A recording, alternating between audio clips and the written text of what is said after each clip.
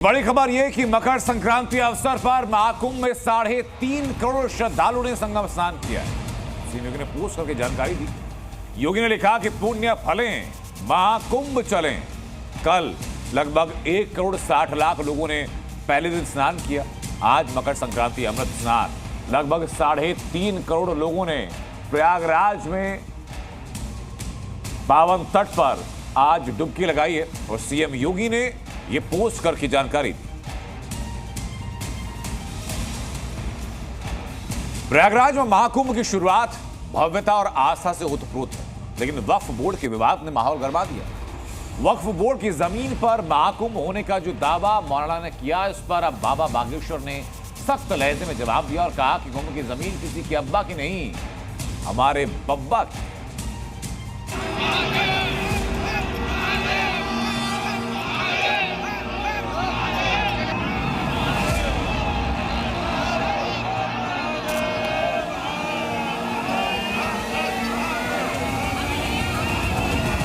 हमारे अब्बा की नहीं है, ये हमारे बब्बा की है।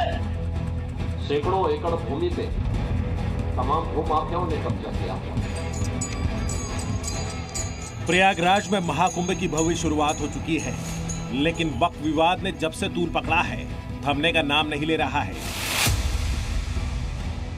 कुछ दिन पहले मौलाना शहाबुद्दीन रजवी बरेलवी ने कहा था कि जिस जमीन पर महाकुंभ मेला हो रहा है उसका कुछ हिस्सा वक्फ बोर्ड का है। इस पर बाबा बागेश्वर ने दो टूक कहा कि कुंभ की जमीन किसी के अब्बा की नहीं बल्कि हमारे बब्बा की है। हमें खबर मिली, फोन आया कि गुरुजी ये तो वक्फ बोर्ड की जमीन है। हमने कहा उनसे कह दो कि तुम्हारे अब्बा की नहीं है, ये हमारे बब्बा की है। महाकुंभ में वक्फ बोर्ड की जमीन के दावे के बाद धार्मिक माहौल गर्मा गया है। संतों ने खुलकर बाबा बागेश्वर का समर्थन किया है। संतों ने खुली चुनौती देते हुए वक्फ बोर्ड के खिलाफ मोर्चा खोलने का ऐलान कर दिया है। वो कहां से लाए? वो तो बाद में आए। सनातन धर्म तो प्राचीन है, कुंभ तो पहले का है। कोई उन्होंने थोड़ी लगवाया है, न मुगल शासन ने लगवाया है। मुगल शासन में भी तो होता था कुंभ, फिर उनका हस्तक्षेप नहीं रहा। इनका कहां से आ गया? जहां देखो उनकी जमीन है। अरे जमीन है, इसमें कहां से आ जाएगी? अब कहीं भी नहीं है। जितना यहां से उनको मिल गया वही समझो उनकी है। संत समाज ये आरोप लगा रहा है कि महाकुंभ की धरती को वक्फ की जमीन बताकर सनातन के सबसे बड़े मेले को कमजोर करने की साजिश की जा रही है। इसे कभी सफल नहीं होने दिया जाएगा। वक्फ बोर्ड वालों से ये पूछना चाहता हूँ और उनको ये बताना चाहता हूँ कि जो सनातन धर्म है वो उनके बाद आया या उनसे पहले?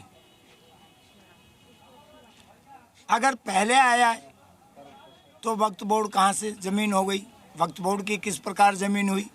तो मैं वक्फ बोर्ड वालों को समझाना चाहता हूँ कि वो सोए हुए बब्बर शेरों को छेड़े ना,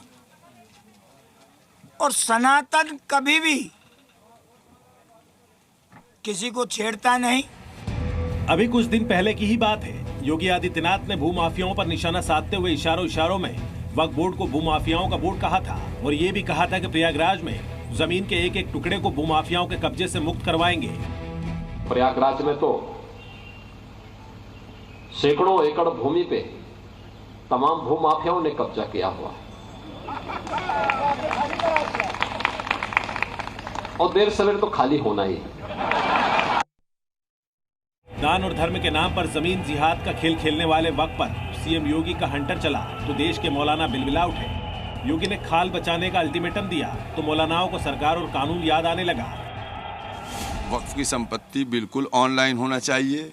सीएम योगी जी की बात का मैं समर्थन करता हूं कि अगर किसी ने भी वक्फ के नाम पर कब्जा किया है तो वो ज़मीन उसको दी जाए, और अगर किसी गवर्नमेंट ऑफिस या डीएम ऑफिस या किसी ने भी वक्फ की संपत्ति पे कब्जा किया है तो वो भी खाली कराकर दिया जाए।